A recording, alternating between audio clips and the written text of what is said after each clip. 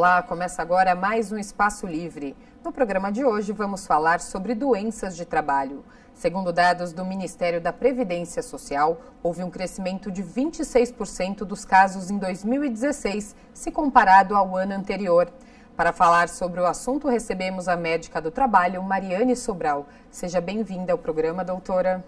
Eu que agradeço, Carol. Muito obrigada pelo convite. Para começar, explica para a gente, o que é medicina do trabalho e qual a importância? Então, a medicina do trabalho é um ramo da medicina que trata do trabalhador, do funcionário dentro da empresa. E qual que é a importância dessa especialidade médica? Vai fazer a prevenção das doenças, a prevenção dos acidentes de trabalho e os programas de qualidade de vida. Então, é um ramo específico da medicina que trata do funcionário em relação à empresa.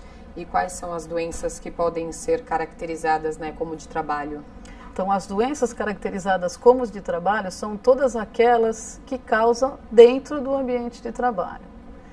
E o que a gente percebe? Que existem aquelas que são típicas, que são os acidentes, que ocorrem dentro do ambiente de trabalho e da jornada de trabalho, que são classificadas como acidente, e as doenças do trabalho, que essas são várias, dependendo do que o trabalhador faz, da função do trabalho dele, Quais são as mais comuns? Então, as mais comuns hoje, a gente está percebendo atualmente, principalmente na Aclimed, que o perfil mudou. Em 2015 para trás, a gente percebia que o maior índice de afastamento de funcionários nível de INSS era causado por acidente, que eram as fraturas, as lesões acidentárias.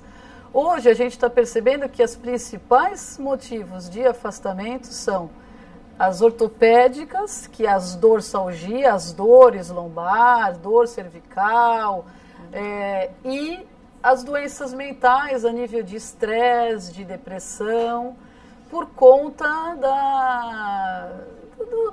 do modo como, da própria devolução do Brasil. Então, a gente está percebendo que teve um grande crescimento das doenças ortopédicas e psiquiátricas hoje. Ficar muito tempo no computador, por exemplo, tem pessoas que passam o dia inteiro sentadas no computador, digitando, isso faz mal. Sem dúvida. Esses casos das doenças ortopédicas entram num ramo da medicina que é a ergonomia, que é a relação do homem com o ambiente de trabalho. Então, por que tem aumentado? Todas aquelas pessoas que fazem movimentos repetitivos por longo período de tempo, que é sentada no computador, digitando ou em pé, causam lesões, que causam as doenças do trabalho e que causam os afastamentos. E tem uma explicação para esse aumento no número de pessoas que acabam adoecendo no trabalho, que se afastam do trabalho? Então, o que a gente percebe por dados estatísticos é que aumentou o número de funcionários, de empregados na rede de comércio e serviços. Então, com o maior número de empregados nessas funções, acaba tendo um aumento das doenças. E os trabalhadores, eles têm direito aos benefícios de auxílio-doença, por exemplo, tanto no caso de acidente no trabalho, como para doenças como estresse, depressão, por exemplo? Com certeza. Todo funcionário que trabalha, que é registrado, que tem uma carteira assinada, que são seletistas, eles têm direito ao afastamento. Então, como é que funciona, sim, para a gente entender? Os primeiros 15 dias de afastamento é responsabilidade da empresa. E do 16º em diante, esse funcionário ele vai para a Previdência, para o INSS, para fazer perícia. Então, qual que é a importância do RH quando está de frente de um funcionário que entra com um atestado? Ele tem que identificar qual o motivo. Então, assim, é um acidente ou é um auxílio-doença? Isso muda, porque o acidentário ele entra numa categoria e o auxílio-doença numa outra categoria, que é o nível de FAP, que é o fator acidentário. Então, esse funcionário ele é encaminhado ao INSS, ele passa por uma perícia médica e é concedido o benefício, né? E por que da importância do médico do trabalho? Porque esse médico da empresa é o que vai ter o primeiro atendimento desse funcionário, vai encaminhar, vai orientar, e ele tem o direito, desde que seja um funcionário seletista, né?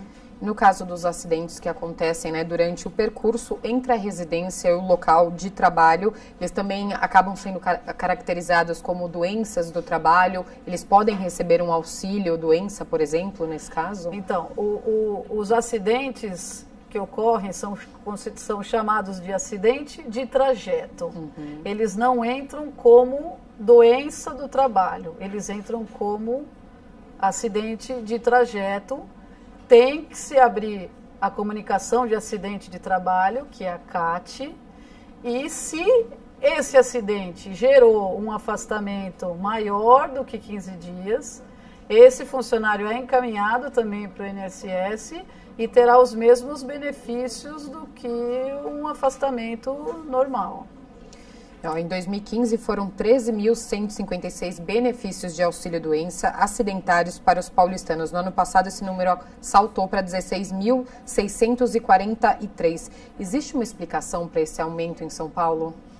De acidente de percurso auxílio de trabalho? Doença acidentários. Acidentários. Então, o aumento se dá, novamente, porque da importância da medicina do trabalho. Existe... dentro da empresa, algumas normas que são exigidas pelo Ministério do Trabalho, que você precisa ter os documentos, né? Então, você precisa ter o PPRA, que é o Programa de Prevenção de Risco de Acidente, e o PCMSO, que é o Programa de Controle da Saúde Ocupacional. Então, nesses documentos, é identificado os riscos de prevenção de acidentes.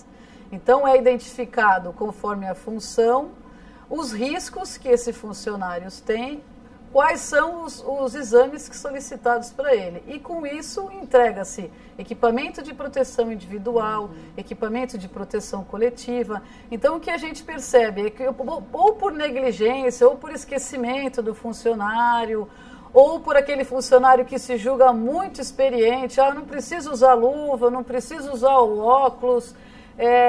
eu sou expert, então é onde acontecem os acidentes, né? Ou aqueles trabalhadores workaholic que trabalha de manhã, à tarde, à noite, final de semana também tem uma ocupação, um bico, ele acaba sofrendo uma doença do trabalho e acaba entrando como acidentário, porque o perito pode converter em que a doença foi causada pela função dele, né? E hoje em dia a gente tem cada vez mais trabalhadores assim, né? Que acabam emendando um trabalho no outro, trabalham em 2, 3 lugares ou trabalham fixo num lugar, pega vários freelas e não consegue dar conta, né? Exatamente. E o que a gente percebe, o último dado do INSS, que os servidores públicos são os mais acometidos a nível de dorsalgia, que é essas dores lombar, né? Então, a nível de servidor público, é muito amplo, né? E não é aqueles que trabalham no pesado, com enxada, com construção civil. A construção civil ficou em 4º lugar como as maiores causas de afastamento em dores lombares, né? E no caso de acidente no trabalho mesmo, qual que é a profissão que é a campeã? Acidente de trabalho? Isso. Construção civil, né? Que teve um grande aumento, né, nesses últimos anos, com construção de prédios, edifícios, então, bastante. Bastante. Tem alguma outra que também tenha bastante? De acidente? Isso. Além da construção civil, que eu acho que é o mais comum. Então, aí a gente entra na classificação de quais tipos de acidente. Se a gente for pensar em acidente de corte, de fratura, é a segunda maior. A primeira é as dores, as dorsalgias, né? E, na sua opinião, doutora, existe uma confusão, né, em relação à área de atuação dessa especialidade médica, até mesmo em algumas empresas, por exemplo? Então, eu não falo muito em confusão. O que a gente percebe na nossa empresa, na Aclimed, é que muitas empresas, e principalmente gerente de RH, eles compram atestado de admissão periódico e demissional avulso. Eles não se preocupam em ter essa vistoria de um profissional capacitado dentro da empresa. Para quê? Para que oriente, para que você não tenha muitos funcionários afastados. Você imagina um setor que tenha 10 funcionários, 3 são afastados por doença. Então, quer dizer, o teu setor 30% ficou defasado. Então, o que a gente percebe é que hoje, o próprio RH, eles acabam falando com o escritório de contabilidade, o escritório de contabilidade faz um documento sem a vistoria no ambiente, na fábrica, na indústria, ou mesmo no escritório, e acabam comprando um documento sem a vistoria. Então, a gente percebe que essas pessoas não são orientadas, consequentemente, os funcionários não são orientados, não têm palestras, eles não... Então, onde acontece a maioria dos acidentes, né? E isso precisa ser bem falado, como você está fazendo agora, para as pessoas terem uma consciência e a gente conseguir mudar essa visão, né? Isso acontece mais em empresa grande ou pequena? Então, as empresas pequenas são as campeãs, porque acha que não tem necessidade, né? As grandes já têm uma certa preocupação, às vezes tem 2, 3 mil funcionários, precisa ter registrado na folha de pagamento um médico, um técnico de segurança, um engenheiro de segurança, um auxiliar de enfermagem, ou tem até ambulatório médico dentro da empresa. Então, as empresas grandes, pela própria exigência do Ministério do Trabalho, pela própria legislação, eles têm. As pequenas que, até por falta de conhecimento, de orientação, acabam... O próprio escritório de contabilidade acaba fazendo esse serviço que, na realidade, o médico deveria fazer, né? Tudo errado, né? Vamos continuar nosso papo sobre medicina do trabalho daqui a pouco. Vamos para um rápido intervalo e já voltamos com Espaço Livre. Até já!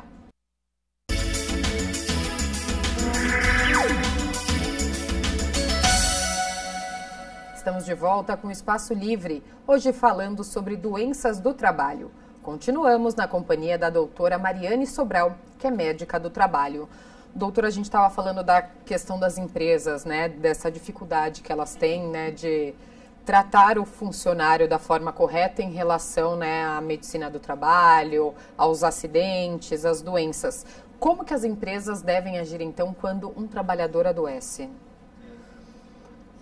Excelente pergunta. Então, quando um trabalhador adoece, primeira coisa, ele tem que ser encaminhado para a área da medicina ocupacional, que é o nome que a gente dá. Ele tem que passar com o médico do trabalho, o médico do trabalho avalia qual é a patologia dele, se é uma doença ortopédica, se é uma lombalgia, uma dorsalgia, essas LER, que é as lesões do esforço repetitivo, ou é uma depressão, ou é um estresse no trabalho. E se esse afastamento for maior do que 15 dias, encaminhar para a Previdência, para marcar perícia e ver o tempo de afastamento. A grande importância que chega ao ponto da qualidade de vida e da própria atuação do médico dentro de uma empresa é saber se essa doença que aconteceu com esse funcionário é isolado ou se essa doença pode acometer outros do mesmo setor. Eu falo isso porque, como atualmente os maiores afastamentos são por conta de lombalgia, de dorsalgia, a gente percebe que são as doenças causadas pela ergonomia, que é pelo mobiliário ou pela má postura do funcionário ou pelas próprias condições do trabalho dele. Então, a gente precisa intervir. Dessas lombalgias, o primeiro colocado é os servidores públicos, depois, em segundo lugar, vem os funcionários que trabalham em supermercados. Então, como que é a característica desse funcionário que trabalha em supermercado, do caixa desse supermercado? Ele fica em pé, normalmente é uma cadeira alta, E ele fica com esse movimento de repetição, que ele pega a mercadoria, passa no leitor óptico e às vezes em sacola. Então ele fica 8 horas em pé e com movimento repetitivo. Isso pode ocasionar lesões, que o próprio nome dá, lesões por esforços repetitivos, causando um afastamento. Então, o que o médico do trabalho faz? Ele faz uma vistoria no local de trabalho e identifica o que a gente pode fazer para essas funções que tem essa exposição de 8 horas fazendo a mesma função. Ou mesmo o pessoal de escritório que trabalha no computador ou digitador. Então, o que as empresas hoje em dia estão fazendo? As ginásticas laborais, né? Tem pausas, fazendo alongamento da musculatura, então faz alongamento da região cervical, alongamento dos braços, alongamento de perna, de coluna, pausas no trabalho, a gente orienta as pausas, a cada 1, 2 horas levantar 5 minutos, orientar, né? Deixar os exercícios, e assim, alguém do RH cobrar, vamos fazer uma pausa, e com isso a gente percebe que melhora, né? E orientar, assim, o exercício físico, né? Ter uma atividade física é importante, porque fortalecimento da musculatura. A partir do momento que você fortalece a musculatura, você pode usá-la sem você ter a doença, né? E orientar para que esse funcionário não seja um workaholic, né? Não trabalha 20 horas, 16 horas, 14 horas por dia, porque isso também, além do físico, você tem um desgaste mental, né? Você falou das condições do trabalho, até do mobiliário. A própria empresa deve ficar de olho nisso, né? Exatamente. Então, o médico, ele vai.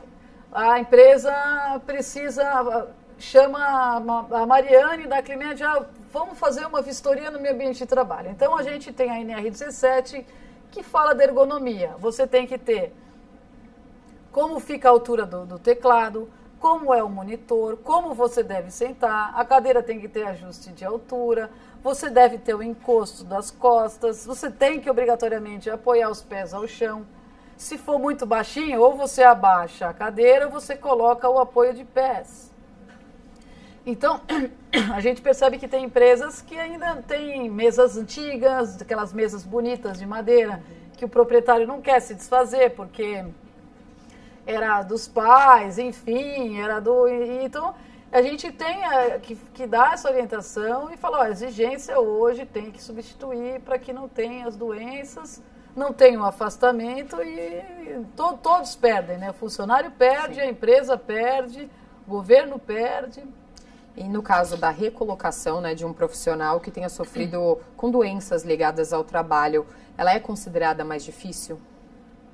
Ultimamente é muito complicado. O que a gente percebe é que, assim, principalmente em empresa grande, esses funcionários que são afastados muito tempo e sofreu um acidente de trabalho, por exemplo, perdeu 3, 2, 4 dedos ou uma mão e ele manipula a máquina. Então, quer dizer, a gente percebe que a gente não pode recolocar na função habitual. Então, o que o INSS faz? Ele apta ao trabalho, mas para colocar em outra função. Se o INSS não faz isso, a empresa tem uma grande dificuldade de readaptar sem a exigência do INSS. Porque às vezes é uma empresa pequena, tem 5 funcionários, tem cargos e salários, às vezes o salário de quem sofreu e precisa recolocar é menor, você não consegue deixar ele na mesma função com salário maior. Então a gente tem essas particularidades que são tratadas caso a caso para ficar bom para ambos os lados, né? E no caso de doenças psicológicas como a depressão também é complicado?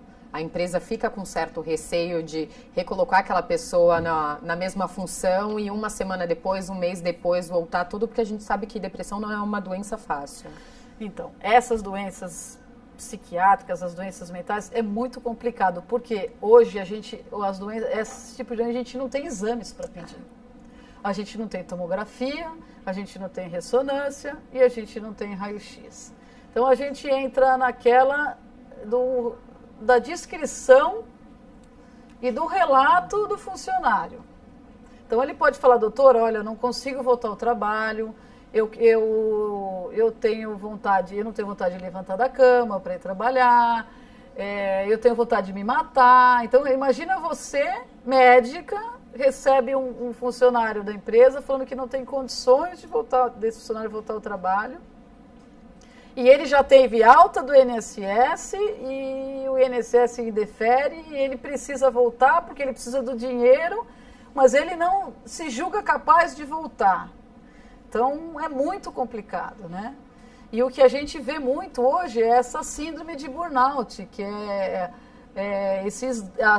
o esgotamento físico, o esgotamento mental pelo trabalho, né?